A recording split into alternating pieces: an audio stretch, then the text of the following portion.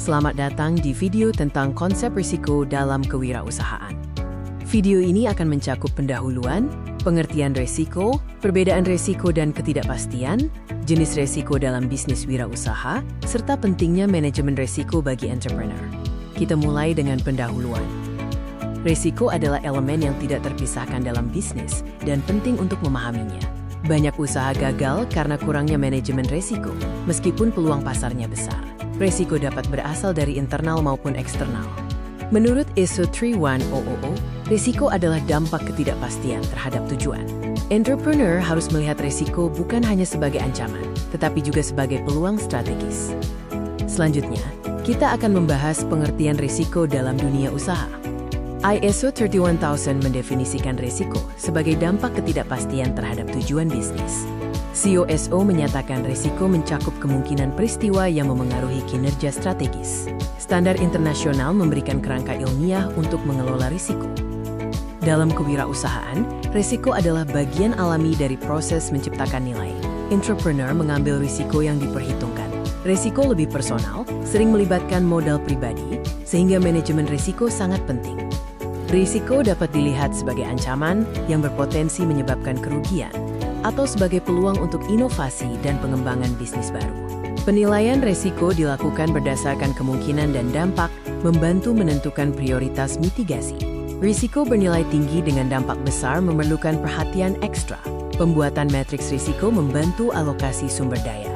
Mari kita bahas perbedaan risiko dan ketidakpastian. Dalam teori ekonomi, risiko ditentukan berdasarkan probabilitas yang dapat dihitung. Pelaku usaha menghitung nilai harapan untuk keputusan rasional. Entrepreneur cenderung mengambil risiko yang diperhitungkan. Risiko yang terukur menggunakan data historis, analisis kuantitatif, dan indikator awal, seperti penurunan penjualan untuk peramalan pola kejadian mendatang. Ketidakpastian mencerminkan situasi dengan informasi minimal, membuatnya sulit diprediksi. Kondisi ini dinamis dan kompleks, dan sering dihadapi oleh startup yang beroperasi tanpa acuan pasar historis. Untuk risiko, keputusan didasarkan pada analisis data. Ketidakpastian memerlukan strategi adaptif dan eksperimen berbasis pembelajaran. Risiko memungkinkan strategi yang lebih sistematis. Sekarang, kita masuk ke jenis risiko dalam bisnis wirausaha.